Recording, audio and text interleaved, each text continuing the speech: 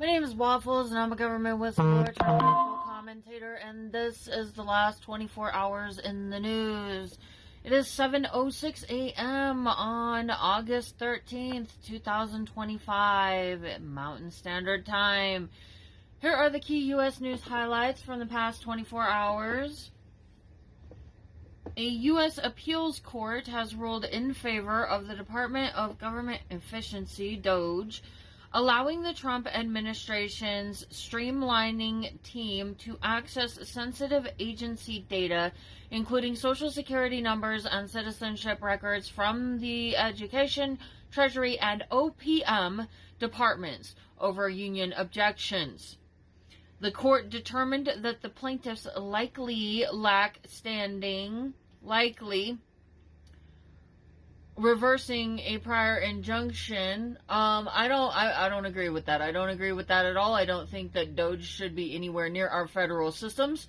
So anyways, the people who were involved in this decision making would be Judge Julius N. Richardson, who is a Trump appointee. She wrote the majority opinion. Judge G. Stephen A.G., it's A-G-E-E. He was appointed by George W. Bush.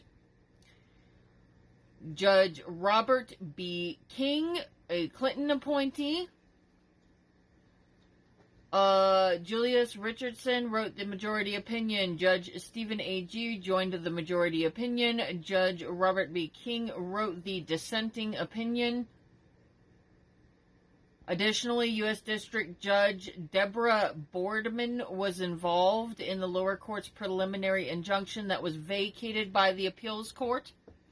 So if this is not making sense to you, pretty much, if I am understanding correctly, and I have not read the case or looked deeply into this is just, I'm watching what's going on with DOGE and I'm making assumptions based on what I'm seeing, but it certainly appears that this very shady, scary government organization that appears to me to be doing significant harm to our national security and dismantling our federal agencies, DOGE, is being allowed during court proceedings. There is court proceedings against DOGE right now. Open cases is being allowed to advance into accessing your private data.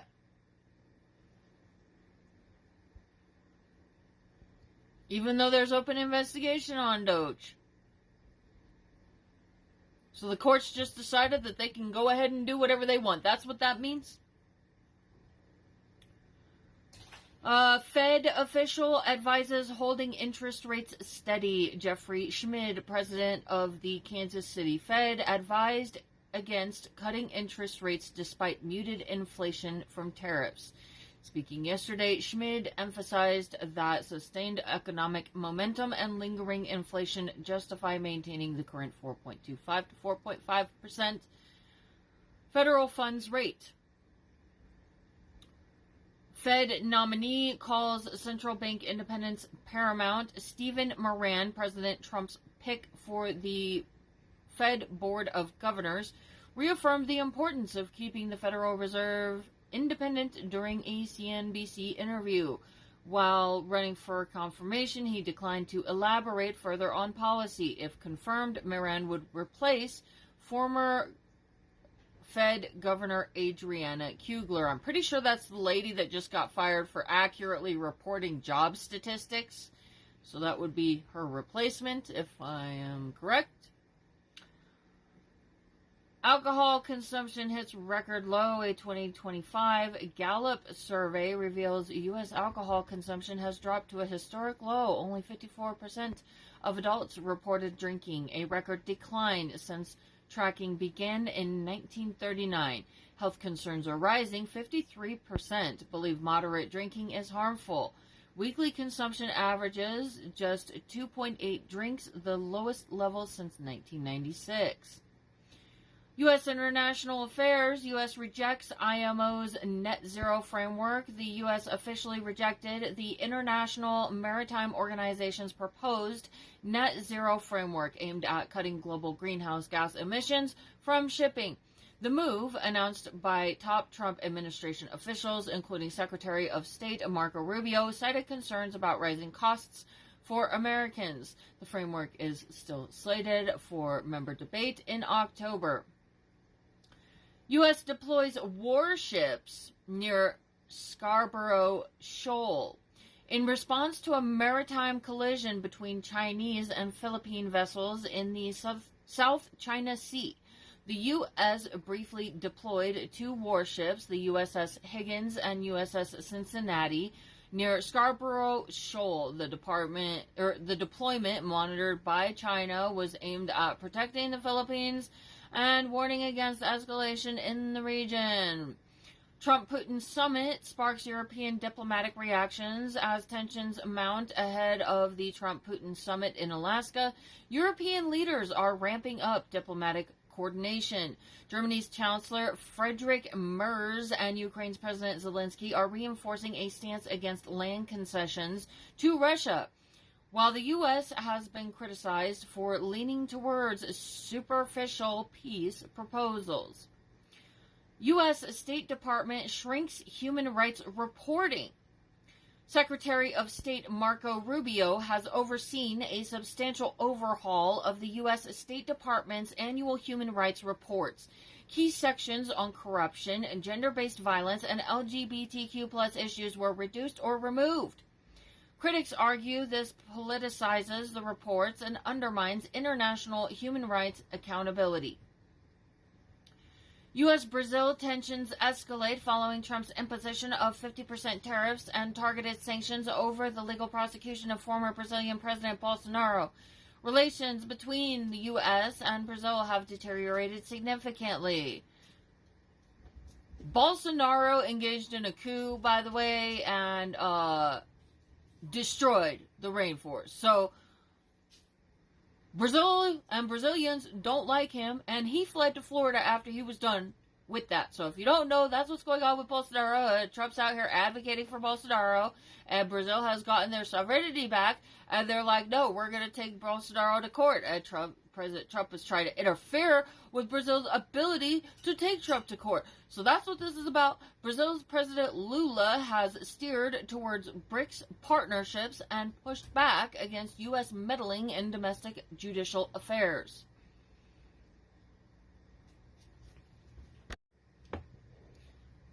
The market summary for yesterday, there will be no visual today because the markets, we're in the next day now. The S&P 500 and NASDAQ futures reached record highs fueled by mounting optimism over a Federal Reserve interest rate cut expected in September. Investor confidence was buoyed by softer inflation data and indicators that tariffs have not dramatically impacted consumer prices. The Dow Jones Industrial Average surged approximately 484 points, 1.1%, nearing an all-time high from December.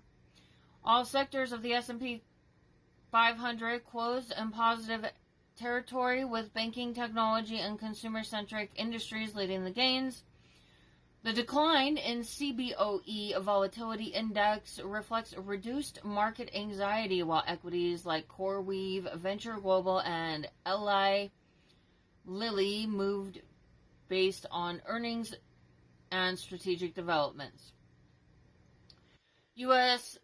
trade and economic highlights. The U.S. and China have agreed to extend their trade truce for another 90 days, forestalling the reimplementation of steep tariffs. The extension averted immediate escalation and shifted investor focus towards upcoming inflation data. Inflation holds steady. Markets eye Fed rate cuts. July's consumer inflation remained at 2.7%, with core inflation, especially in services, rising to 3.1%, the highest since February. Despite this, economists still anticipate a Federal Reserve rate cut in September, and Wall Street responded with modest gains. Oil prices edged higher amid the tariff truce extension and signs of weakness in the U.S. labor market, factors that increase expectations for a rate cut and higher oil demand. Brent crude rose 0.4%, and U.S. WTI gained similarly.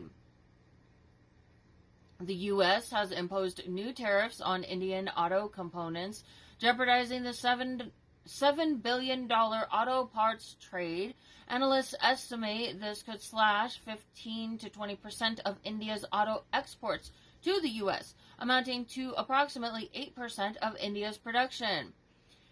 Mexico-U.S. seaport opens, boosting trade. Mexico inaugurated Puerto del Norte in Matamoros, the country's first major seaport in over 2 decades, opened with U.S. collaboration. This infrastructure enhancement is expected to improve logistics and strengthen regional trade under the USMCA, particularly for goods like auto parts and steel. As trade tensions rise and tariffs on Mexican imports loom, Mexico extradited 26 high-level cartel members, including major CJNG figures, to the U.S. The extraditions were paired with assurances that Washington would not seek the death penalty. And here is the hazardous weather outlook for the next 3 days. West and Southwest Plains, extreme heat. Multiple states, particularly across the Southwest and Great Plains, will experience extremely high temperatures, with highs reaching 104 degrees Fahrenheit on Friday. These conditions raise concerns about heat exhaustion, heat stroke, and increased wildfire risk. Protective measures like staying hydrated, avoiding prolonged sun exposure, and checking on vulnerable populations are strongly advised. Southeast and Gulf Coast, rising heat and humid conditions. This region continues to confront oppressive heat, with temperatures hovering in the upper 90s ahead of Friday's broader national heat peak. While severe storms are not currently forecast, humid heat and sun can still pose health risks during extended outdoor activities. Northeast and Mid-Atlantic, indirect heat impact and coastal watch, though not part of federal projections. Recent advisories warn of potential indirect impacts from Hurricane Erin, while the storm is projected to stay offshore coastal areas, particularly in eastern North Carolina through New England. Should monitor forecasts closely for hazardous surf, rip currents, and possible tropical rain bands. Central U.S. heat-driven risks. Like much of the Great Plains, the central U.S. faces escalating temperatures nearing triple digits, while no severe convective weather, e.g. tornadoes or severe thunderstorms, is expected at this time. Heat-related precautions remain crucial. Here are the key international news highlights from the past 24 hours. Norway's sovereign wealth fund divests from Israeli firms. Norway's $2 trillion sovereign wealth fund has divested from 11 Israeli companies, easing political pressure amid Israeli military actions in Gaza. Although this represents just 0.1% of the fund, it's approximately $2 billion and carries significant symbolic weight as elections near and public criticism grows. Israeli military chief approves core strategy for Gaza offensive. A new offensive in Gaza has moved forward. Israeli military chief Eyal Zamir has greenlit the core strategy despite internal disagreements with Prime Minister Netanyahu. Concurrently, Netanyahu has renewed controversial remarks suggesting Palestinians could be permanently relocated from Gaza, a stance that has ignited widespread international condemnation. Health authorities report the highest daily death toll of the conflict, with 123 killed in the last 24 hours. Negotiations around ceasefire terms are ongoing, with discussions involving technocratic governance or Palestinian Authority involvement. E3 nations threaten to reimpose sanctions on Iran as Iran continues to halt cooperation with the International Atomic Energy Agency. The E3, Britain, France, and Germany, have issued a joint warning they may trigger the UN snapback sanctions mechanism if Tehran fails to re-engage by the end of August. Iran's uranium enrichment of 60%, close to weapons-grade levels, underscores the mounting urgency. PM Modi likely to attend UNGA with potential Trump meeting. Indian Prime Minister Narendra Modi is expected to attend the United Nations General Assembly in New York this September. The trip may include a face-to-face meeting with President Donald Trump amid ongoing tensions over trade and tariffs between the two nations. Global call for humanitarian aid in Gaza. 25 foreign ministers, including representatives from the UK, France, Japan, Australia, and the EU, issued a joint appeal for a flood of humanitarian aid into Gaza, citing unimaginable suffering and a looming famine. The World Health Organization and the Elders Group described the situation as catastrophic and an unfolding genocide, stressing that Israel must permit aid access. National Guard deployment draws political fire in Washington, D.C. A deployment of National Guard troops intended to address crimes sparked criticism. Democrats condemned it as political theater at a time of historically low crime rates. Meanwhile, D.C.'s mayor defended the move, stating it was necessary for public safety. Israel intensifies assault on Gaza City amid advanced plans. Israel escalated airstrikes on Gaza City, resulting in 123 deaths in the past 24 hours. According to Gaza health officials, militants from Hamas are engaging in crisis talks in Cairo to salvage ceasefire discussions as Israel prepares to expand its operations.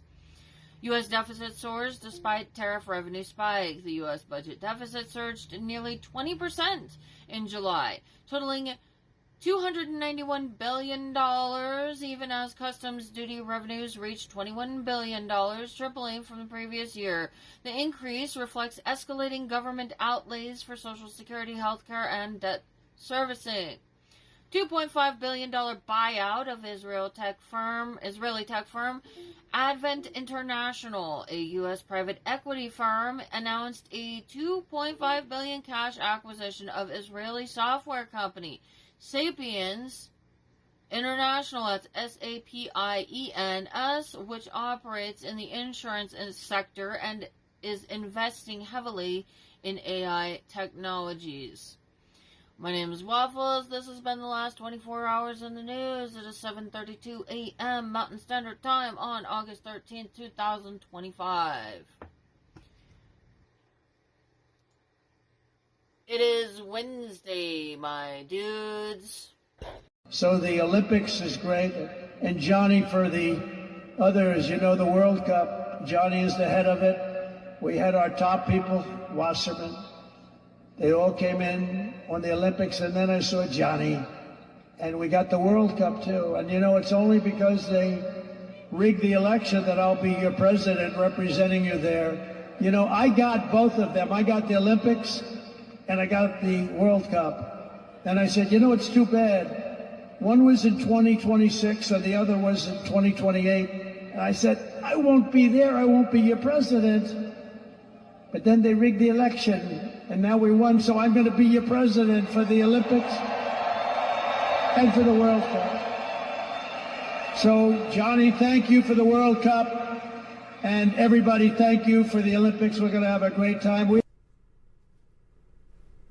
Hey, guys, don't forget to like, share, subscribe, and comment on my videos. And also, don't forget to check out my shop where you could get this awesome Real Patriots, Punch Nazis t-shirt. America, fuck yeah. And if you go to the link tree in my bio on most platforms, it's got links to everything, all of my stuff. You can find my shop there. I'm on eBay. You can also get this cool Exterminate MAGA sticker, cause MAGA's fucking cockroaches. And fuck MAGA, abolish MAGA, fuck you MAGA.